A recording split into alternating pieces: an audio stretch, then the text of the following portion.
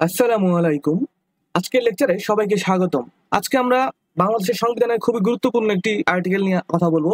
সেটি হচ্ছে আর্টিকেল 27, যেটি হচ্ছে সমতার যে অধিকার, এটা নিয়ে কথা বলে। তো এই আর্টিকেলটি কিন্তু বাংলাদেশের সকল নাগরিকের যে সমতার মৌলিক অধিকার এটা প্রতিষ্ঠা করে। তো এটা শুধু কথার কথা নয়, বরং একটি ন্যায়সঙ্গত এবং সমতাপূর্ণ আইনি ব্যবস্থার জন্য এর ভূমিকা অপরিহার্য। তো এই যে আর্টিকেলটা, এই আর্টিকেলটা কিন্তু দুইটা গুরুত্বপূর্ণ ধারণার উপর বেসিস করে দাঁড়িয়ে আছে। একটি হচ্ছে ইকুয়ালিটি বিফোর ল, আর আরেকটি হচ্ছে ইকুয়াল প্রোটেকশন অফ ল।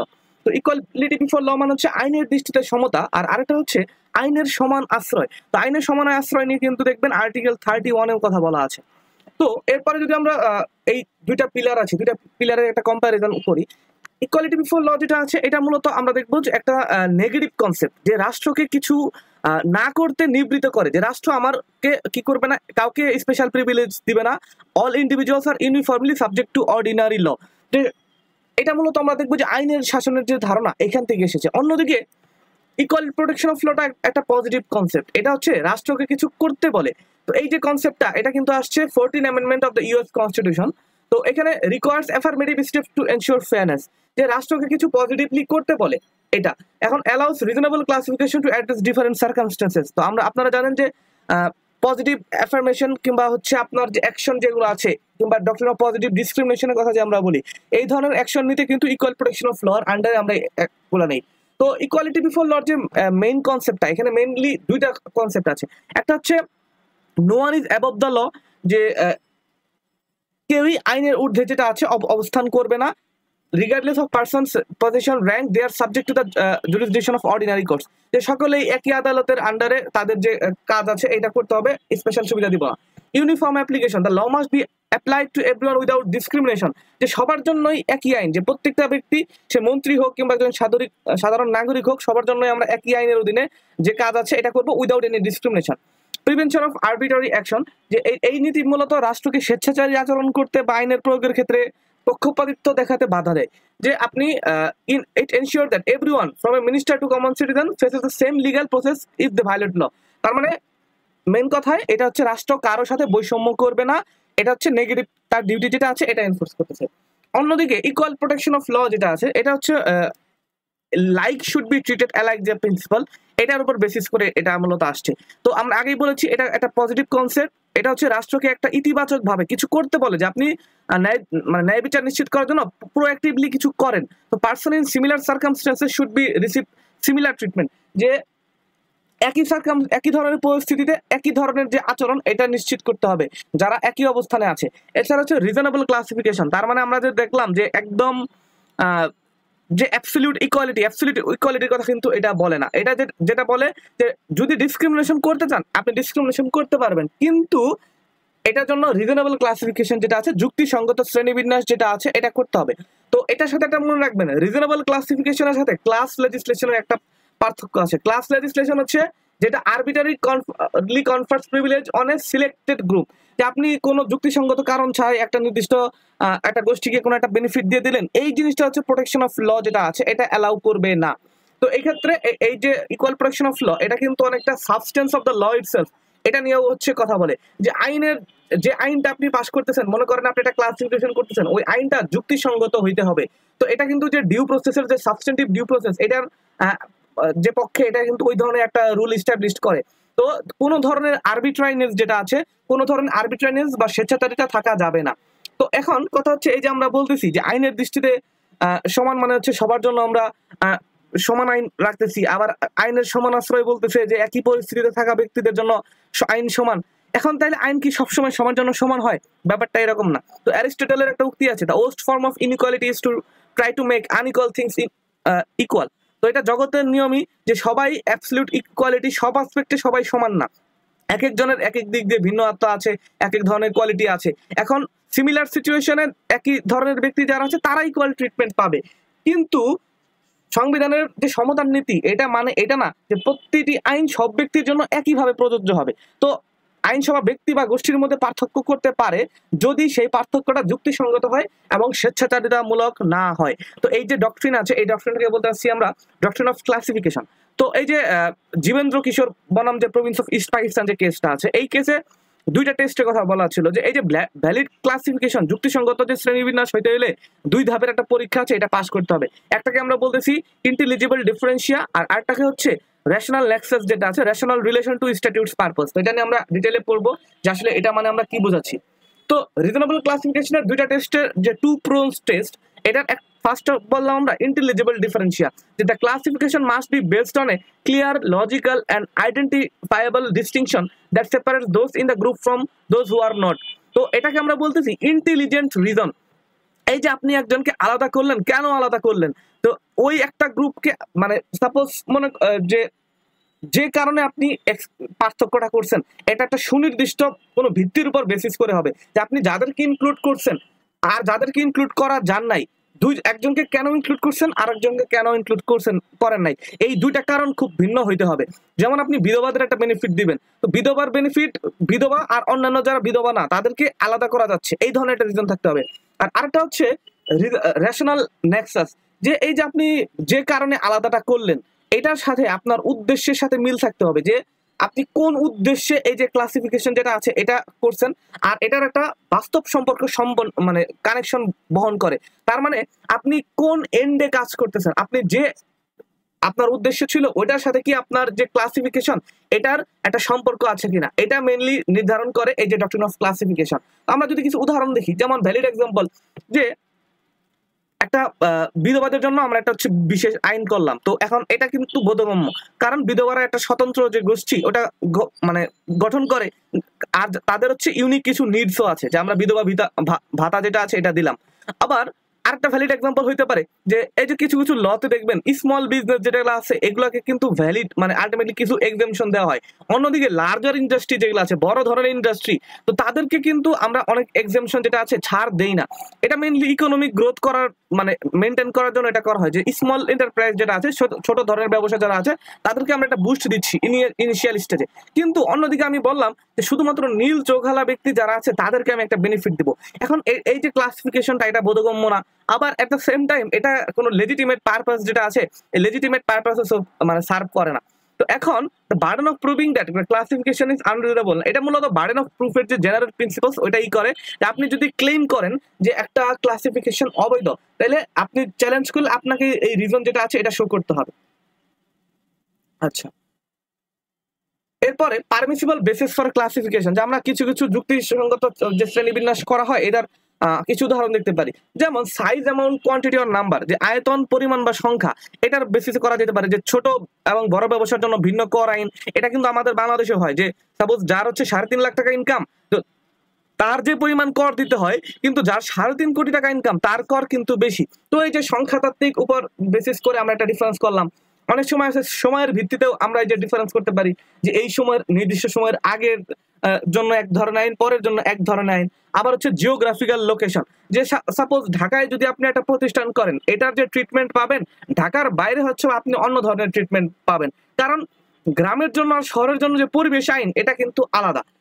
যেমন এটা কিন্তু আমরা দেখতে পারি যে আমাদের ব্যবসার ধরন যদি চিন্তা করি, নেচার অফ বিজনেস আর ট্রেড, তো যারা এনভায়রনমেন্ট কনজারভেশন অ্যাক্ট করছেন তারা দেখছেন যে এইখানে কিন্তু রেগুলেশন আছে, রেড, গ্রিন, এই ধরনের ইয়েলো, এই ধরনের কিছু রেগুলেশন আছে, যে যেটা হচ্ছে বিপজ্জনক শিল্প প্রতিষ্ঠান তাদের জন্য আমি আলাদা নিয়ম করতে পারি। তো সেও শিল্প প্রতিষ্ঠান, আমিও শিল্প প্রতিষ্ঠান, কিন্তু দুইজনকে আমি ইকুয়াল ল দ্বারা অ্যাপ্লাই করবো, ব্যাপারটা এরকম না। আরেকটা হচ্ছে অবজেক্ট অ্যান্ড পারপাস, যে সাপোজ যে আমি আগে বললাম যে নির্দিষ্ট কোনো ধরনের শিল্পকে উৎসাহিত করতে আমি বিশেষ সুবিধা দিতে পারি, তো এমন একটা ইনিশিয়েটিভ নেওয়া হলো যেটা হচ্ছে পরিবেশ রক্ষায় ভূমিকা রাখে, তো আমি ওই ধরনের যে ইন্ডাস্ট্রি আছে ওটাকে কিছুটা ইন্সপাইরেশন দেওয়ার জন্য ওই দুর্বল কোনো গোষ্ঠীকে উৎসাহিত করতে আমি কিন্তু একটা আলাদা ধরনের ল করতেই পারি। তো প্রহিবিটেড গ্রাউন্ডস যেটা আছে সংবিধানের আন্ডারে কিন্তু আমরা দেখবো যে কিছু নির্দিষ্ট কারণে বৈষম্য করা যাবে না, এটা ডাইরেক্ট বলে দেওয়া আছে, এটাকে আমরা বলবো RRCSP, যে রিলিজিয়ন, রেস, কাস্ট, সেক্স আর প্লেস অফ বার্থ, এই যে এইগুলো সংবিধানে বলে দেওয়া আছে, এই কারণগুলোর উপর ভিত্তি করে কোনো শ্রেণীবিন্যাস যদি করা হয় তাহলে এগুলাকে সরাসরি অযৌক্তিক বলে ধরে নেওয়া হবে। বাট এগুলাকে আমরা বলছি পার সে আনরিজনেবল, একদম সংবিধানে বলে দেওয়া আছে এই গ্রাউন্ড আপনি করতে পারবেন না, বাট এটাও অ্যাবসলিউট না। যেমন আর্টিকেল 28 এর যে ক্লজ 4, এখানে কিন্তু একটা এক্সেপশন বলে দেওয়া আছে, যে কি, যে বিশেষ বিধান নারী এবং শিশু যারা আছে আর নাগরিকদের অনগ্রসর অংশ যারা আছে তাদের জন্য আপনি চাইলে কিছু পজিটিভ যে ডিসক্রিমিনেশন এটা করতে পারবেন, স্পেশাল কিছু মেজার নিতে পারবেন।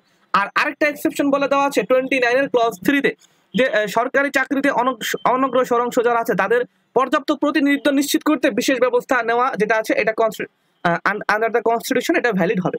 এখন এখানে আরেকটা গুরুত্বপূর্ণ ডক্ট্রিন আছে, এটাকে আমরা বলি presumption of constitutionality. Presumption of constitutionality মানে হচ্ছে কি, যে একটা আইন সাপোজ আইনসভা পাস করলো, এটাকে জেনারেলি কোর্ট ধরে নিবে এটা সাংবিধানিক কনস্টিটিউশনাল।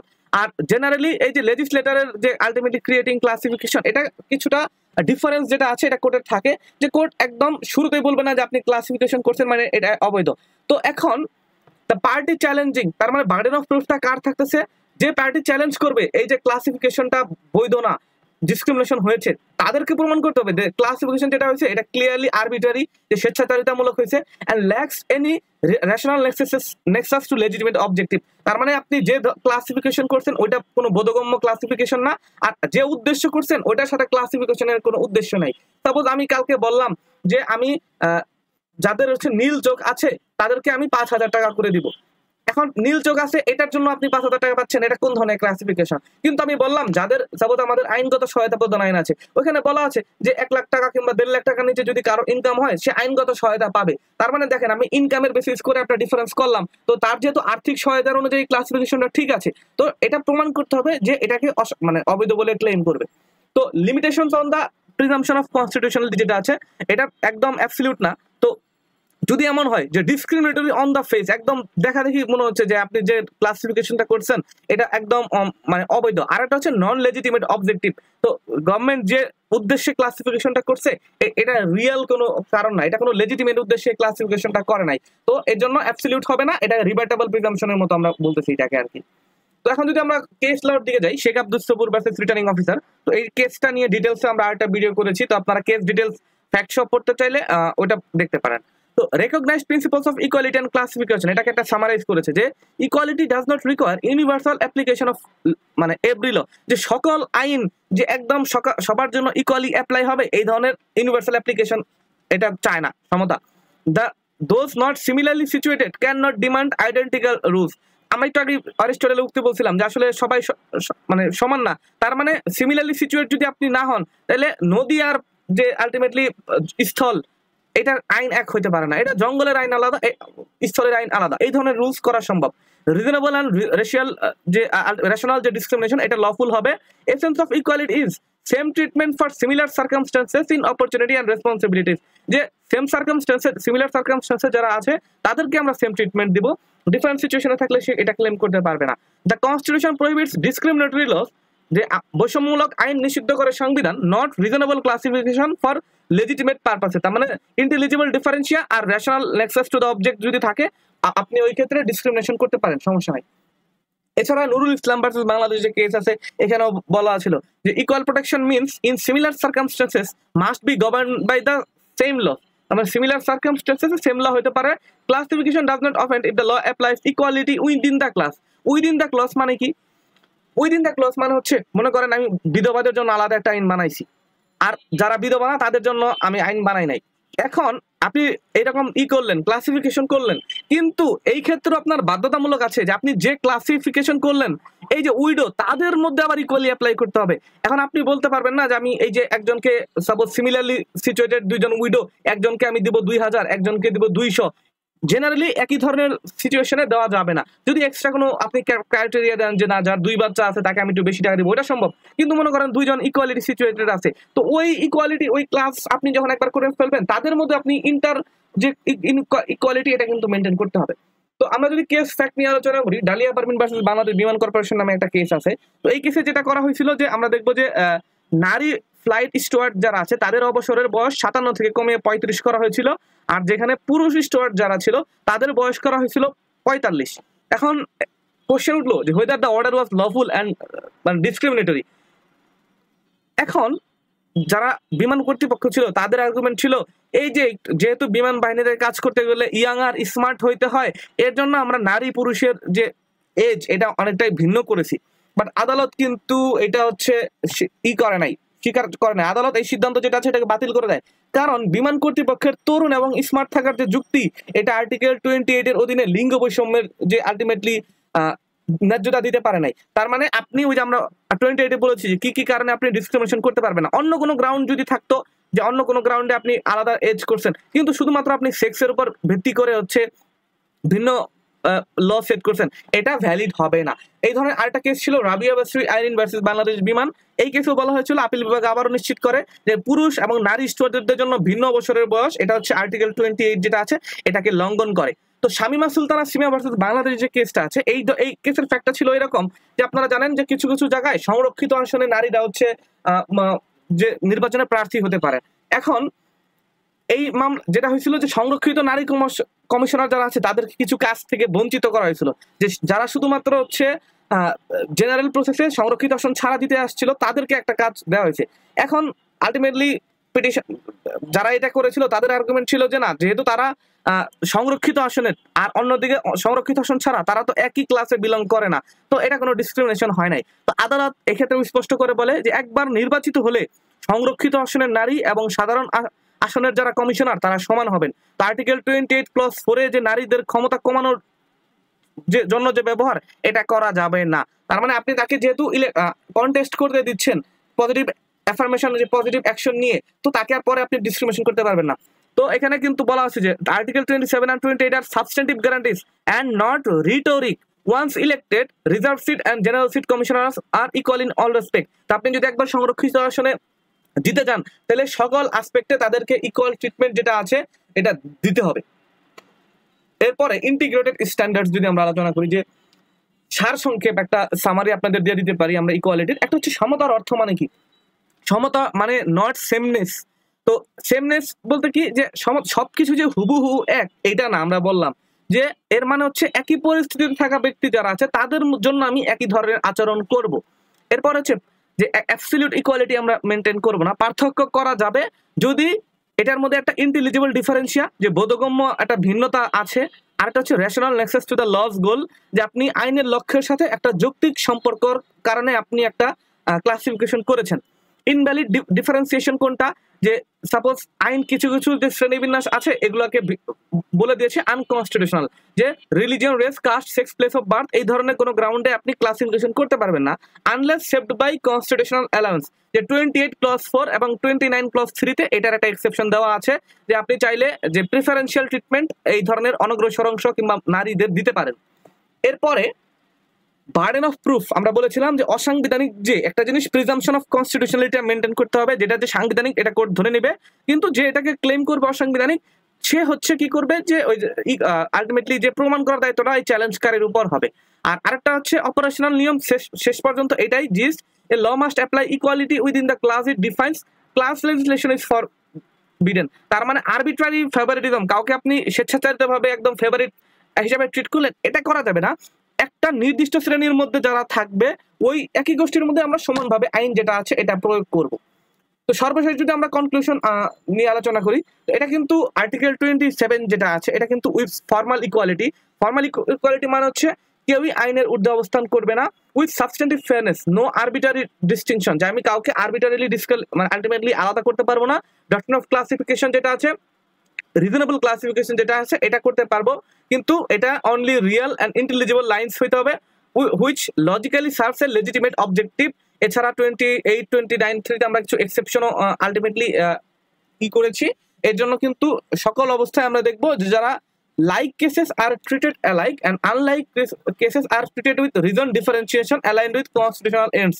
তার মানে আমরা শেষ পর্যন্ত ট্রাই করব যে একটা ন্যায্য এবং মর্যাদাপূর্ণ জীবন নিশ্চিতের জন্য যে যারা একই সিচুয়েশনে আছে তারা যেন একই ধরনের ট্রিটমেন্ট পান। ধন্যবাদ, আসসালামু আলাইকুম।